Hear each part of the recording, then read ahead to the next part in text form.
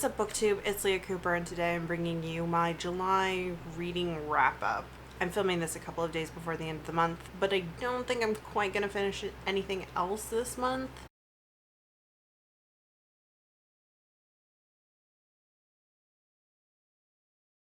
I made a TBR for the reading rush, and I really planned on participating more than I did. Like, I was really hoping to at least finish 2.5 books for that.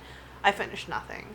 I listened to half of an audiobook, and I read like 80 pages of a Jane Austen novel. That was it. So this month was not the best reading month.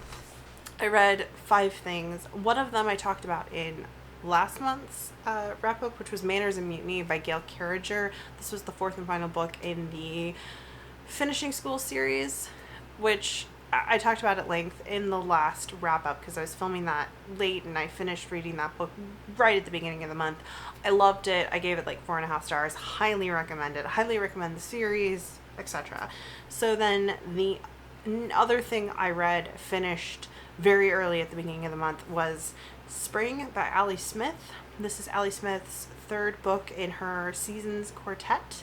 I got it pretty soon after it was published. Like, as soon as my library got it, I was the first one with the hold, I think. And I gave it 4 stars. It's interesting. It's difficult to talk about the series because I think there's parts I appreciate and parts I don't care for about each of the books. Spring, in particular, tied back to the first book at the very end in a very interesting way that makes me want to go back and read Autumn again.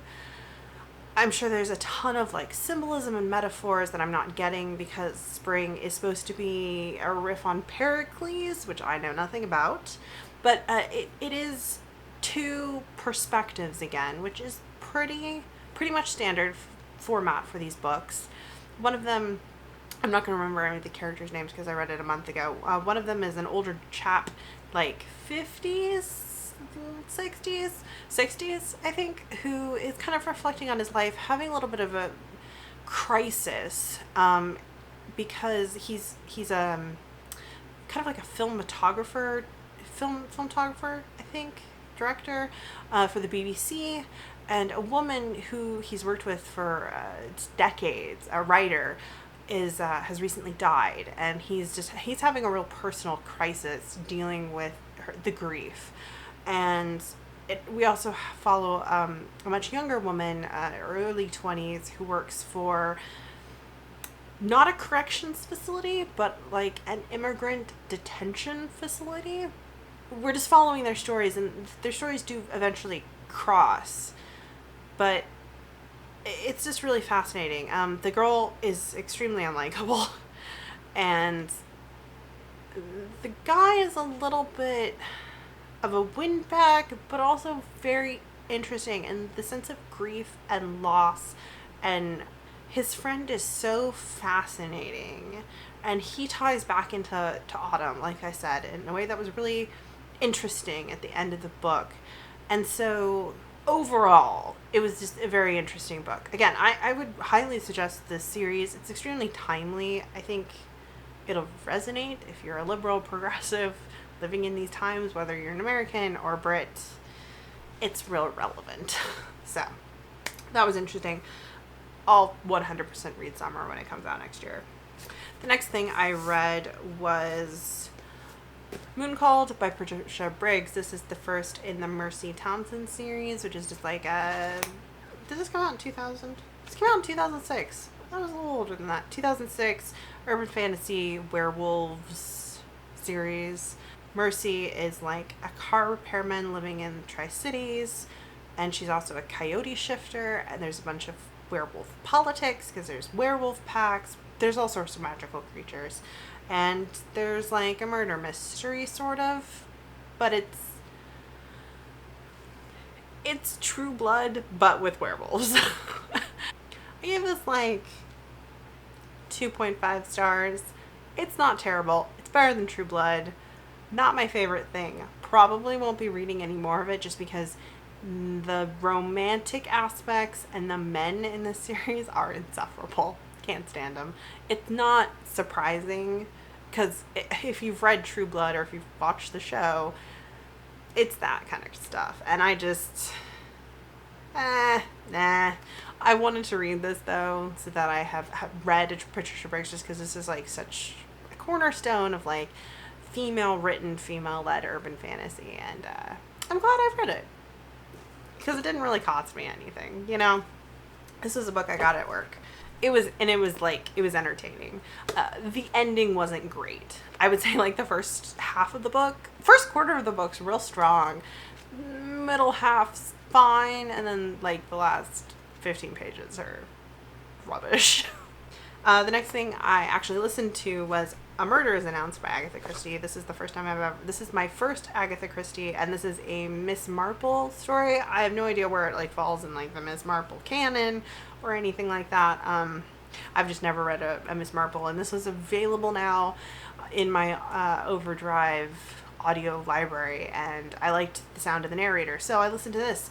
I gave it 4 stars. It was entertaining. The beginning was funny because I think I sat there for like 45 minutes just like with all these different like little characters talking about this announcement in the paper. Literally, like, murder is announced. Like, okay, I get it. A murder's announced. It was kind of surprising that like Miss Marple wasn't a point of view character in this. I was expecting her to be, but I don't know if that's common for her not to be, and it to be from a bunch of other people's perspectives. If you've read more Miss Marple or Hercule Poirot, go ahead and let me know if that's like standard. But it was fun. It was entertaining. I might read more. It's not high up on my priority list to do so, but I could see it being like a fallback audiobook pick because it was entertaining. And then the last thing I finished in July was The Hours by Michael Cunningham. I've been wanting to read this for ages and ages, and I'm trying to work through, since I'm purchasing so many books, I'm trying to read more books from my personal collection. And this is probably kind of weird, but maybe it makes sense to people, because I feel like I see in YA booktube a lot of times people will talk about how summer is the time they want to read contemporary YA. I don't want to do that at all. And I don't even want to read like contemporary fiction.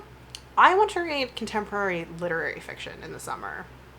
I always read a couple. So like Spring, The Hours, last year I read like Winter and Call Me By Your Name in the summer. And yeah, it's the only time of year I really want to dive into lit fic, but I do. So I decided to, jump on that urge and like knock this off my to read list because it's been there for a while.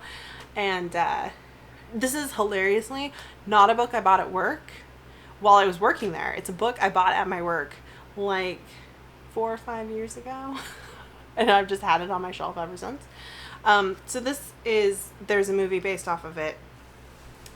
I gave it a 4 stars and I really liked it. And this is going to maybe sound weird. The movie does an impeccable job of adapting this book, basically scene for scene. Very few things are actually written. There are a couple of interesting tweaks, not even interesting tweaks, curious choices of like minor changes, but the plot is identical. The scene by scene pacing is nearly identical. Between this and the film, the chronological order basically identical. They just do a couple of tweaks. I watched this right after I finished reading it for a second time. And it was so interesting because there's a level of depth to the characters' thoughts, like to the characters' inner lives that we get in the book that's not something easily portrayed in a film. So like there's a lot more depth in the book. However, the actors in that movie are phenomenal. We all know this. And they do an excellent job rendering some of that interior life, those interior thoughts and feelings to the characters. So I think it's an amazingly done film. I do still recommend the book. Like, I know they're similar, but it is worth reading this for all of that, like, interior thoughts and feelings and musings that we get from the characters, and then to watch the film. And it will, like, it will enrich the experience. It's not an exceptionally long book. It's like 225 pages. Michael Cunningham's writing is very nice, and it's a good story. It's about Virginia Woolf writing the novel Mrs. Dalloway. It's about a woman named Laura who's unhappy in her marriage and possibly a lesbian, though she doesn't realize this, reading Mrs. Dalloway in the 1950s. And it's about a woman throwing a party in New York in the 1990s for her friend who's won a poetry award and is dying from AIDS, and who calls her Mrs. Dalloway kind of as a joke. And it's their interweaving stories. So it's great. I was impressed. And hey, mark that off my TBR. Very proud of myself. So I did like start reading Mansfield Park for the reading rush. Did not even come close to finishing it. I've also been reading Something Strange and Deadly by Susan Dennard, listening to it on audiobook.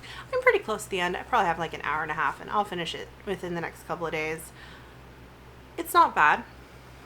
We'll see how it ends, though, because lots of books like that flub their endings. The one thing I will say is that, like, from now until the end of the year, I'm going to be trying to not check out anything from the library. I'm going to be trying to read exclusively from primarily my physical TBR, because it's ballooned extensively since I started this bookstore job, and maybe a couple of things off my Kindle.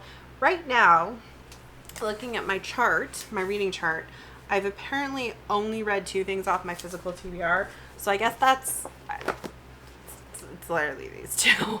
I'm still at 69.8% of my reading this year coming from the library. But I really want to get that number down. Hopefully, I don't know. I've read 30 things from the library versus 2. So there's 5 months left of the year. So maybe I can read like 5 times 5. 25 more things off my physical TBR. Bring it up to like 45%.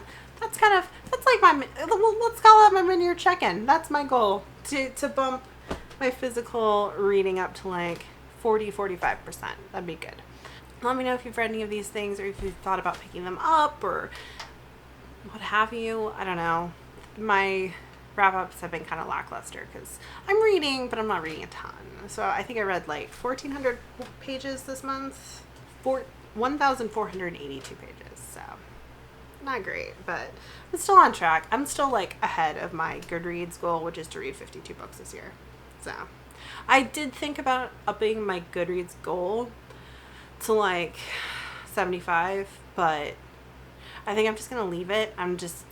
When I go past it, and I like give myself another pat on the back for like reaching that goal. You know, how's your Goodreads goal going? If you're participating in the Goodreads goal system thing, let me know down below in the comments. As always, if you enjoy any of my content, be sure to hit that subscribe button, and I'll see you guys in my next video.